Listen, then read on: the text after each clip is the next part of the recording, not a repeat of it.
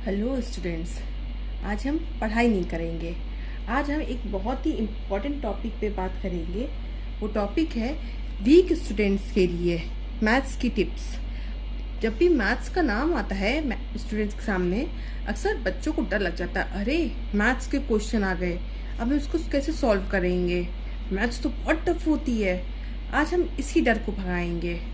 आज हम एक कुछ टिप्स के साथ मैथ्स को स्ट्रॉन्ग करेंगे और अपने डर को हमेशा के लिए बाय बाय कहेंगे। ठीक है, तो सबसे पहली जो ट्रिक है, टिप्स है कि daily practice. Maths wants practice. अगर आप डेली 15 to 20 मिनट मैथ्स के क्वेश्चंस की प्रॉब्लम्स की प्रैक्टिस करेंगे तो ऑटोमेटिकली आप देखिएगा धीरे धीरे कर आपके लिए मैथ्स इजी बन जाती है।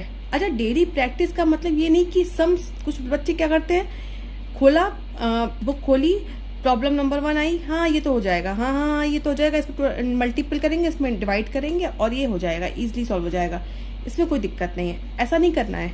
हमको प्रॉपर बुक खोलनी है, प्रॉब्लम कॉपी देख के कॉपी पे लिखनी है और फिर उसको सॉल्व करना है।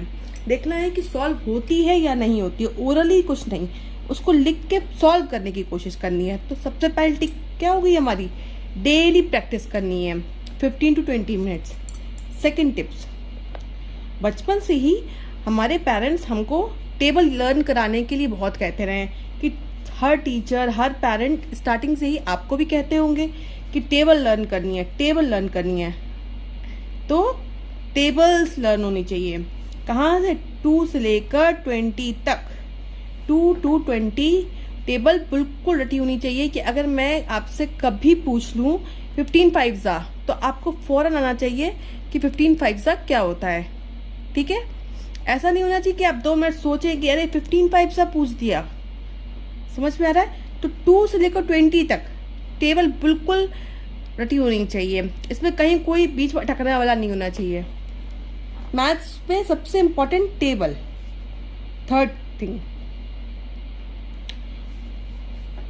हमेशा जो भी आपकी मिस्टेक्स कर रहे हैं, आप जिस भी क्वेश्चन पे अटक रहे हैं या जो क्वेश्चन कम आ रहा है, उस क्वेश्चन को अलग से हमेशा नोट डाउन करके उसकी प्रैक्टिस करिए। जो भी क्वेश्चंस हैं आपके जिसमें आपको अटकते हैं या आपको टाइम लगता है, जो डिफ़िकल्ट लगते हैं, उन क्वेश्चंस को एक कॉपी पे अलग नोट डाउन करिए और उसकी फिर अलग से प्रैक्टिस करिए। ठीक है। Fourth number, learn formula. Maths में बहुत सारे फार्मूला होते हैं और बिना फार्मूले के मैथ सॉल्व करना ऑलमोस्ट इम्पॉसिबल है।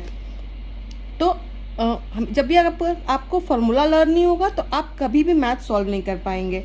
जैसे कि मैथ्स में एरिया का फार्मूला होता है, पेरीमीटर का फार्मूला होता है, या और भी बहुत सारे, ट्रिग्नोमेट्री में बहुत सारे फार्मूले होते हैं, या हर चीज़ में बहुत ढेर सारे फार्मूले होते हैं। वो सारे ही फार्मूले आपको मुंह जबानी लर्न होने चाहिए।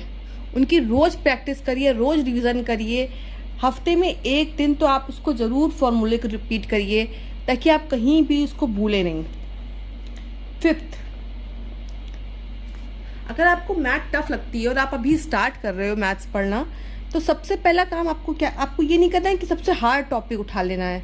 नहीं, इजी टू हार्ड।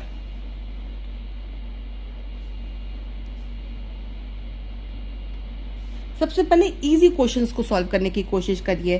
पहले उसका बेसिक समझिए, कॉन्सेप्ट समझिए, फिर इजी क्वेश्चन उठाइए, इजी क्वेश्चन समझिए।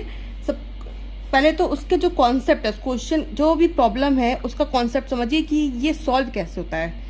ये फ्रैक्शन है तो फ्रैक्शन में क्या कॉन्सेप्ट है कि कैसे फ्रैक्शन सॉल्व होती है, या इंटीजर्स है तो इंटीजर्स कैसे सॉल्व होती है, उसका कॉन्सेप्ट क्या है। अगर आपको कॉन्सेप्ट समझ में आ गया तो पहले इजी प्रॉब्लम्स को उठाइए, फिर हार्ड प्रॉब्लम्स को उठाइए। ऐसा नहीं कि पहले हार्ड प्रॉब्लम के लिए चलिए और इजी प्रॉब्लम की तरफ बाद में।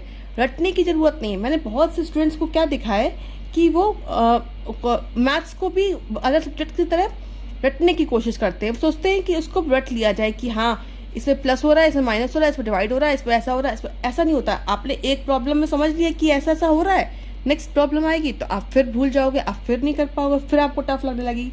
तो सबसे पहले कॉन्सेप्ट क्लियर करिए कि ये प्रॉब्लम को का कॉन्सेप्ट है क्या, ये सॉल्व कैसे हो रहा है। अगर आपको कॉन्सेप्ट समझ में आ गया तो आप कोई भी प्रॉब्लम उससे रिलेटेड आ जाए आप इजीली उसको सॉल्व कर पाएंगे। ठीक है, तो ये है मैथ्स को इजी बनाने के 5 टिप्स। पहला है डेली प्रैक्टिस, 15 से 20 मिनट तक आपको रोज प्रैक्टिस करनी है।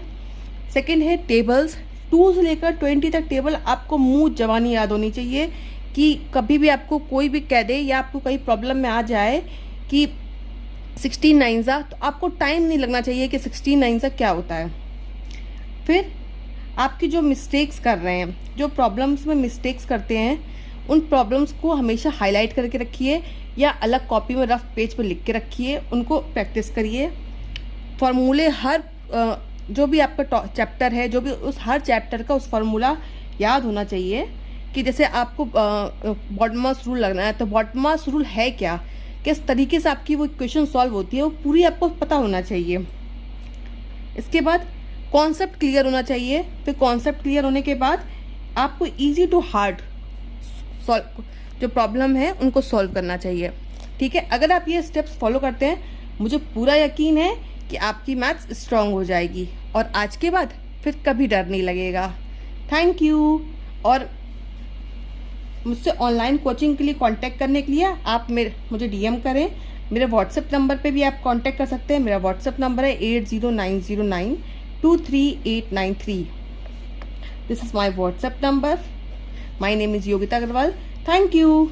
Happy learning. Bye bye.